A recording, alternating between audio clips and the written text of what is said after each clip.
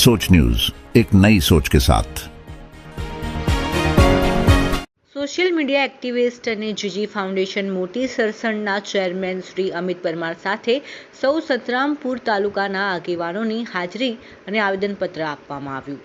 દાહોદ જિલ્લાના સિંગવડ તાલુકાના તોરણી ગામે 6 વર્ષની એક બાળકીને તેની શાળાના આચાર્ય એવા ગોવિંદ નટ દ્વારા બળાત્કારની કોશિશ કરીને કરપીણ હત્યા કરીને તેના સંદર્ભમાં આવેદનપત્ર આપવામાં આવ્યું। સોશિયલ મીડિયા એક્ટિવિસ્ટ અને જીજી ફાઉન્ડેશન મોટી સરસણના ચેરમેન શ્રી અમિત પરમારની આગેવાની હેઠળ એક આવેદનપત્ર મામલતદાર સાહેબ સંતરામપુર મારફતે ગુજરાત રાજ્યના રાજ્યપાલશ્રીને આપવામાં આવ્યું, જેમાં દાહોદ જિલ્લાના સિંગવડ તાલુકાના તોરણી ગામે 6 વર્ષની એક બાળકીને તેની શાળાના આચાર્ય જ એવા ગોવિંદ નટ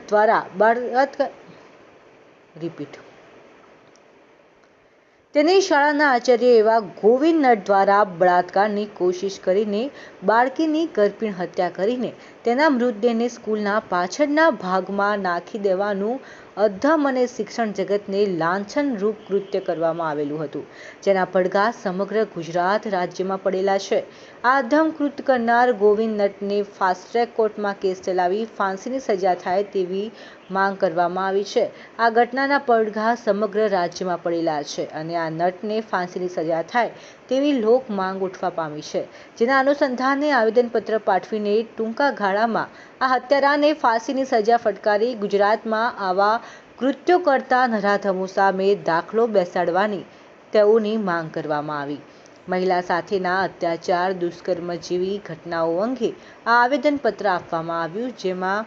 જન્મથી આજ દિન સુધીના ઇતિહાસમાં પહેલીવાર છેલ્લા 10 વર્ષોમાં ગુજરાત રાજ્યમાં મહિલાઓ ઉપર થતા અત્યાચારમાં જેવી ઘટનાઓ ગંભીર બનતી જાય છે, ત્યારે તેઓએ વધુ જણાવ્યું કે બહુ જ દુઃખ સાથે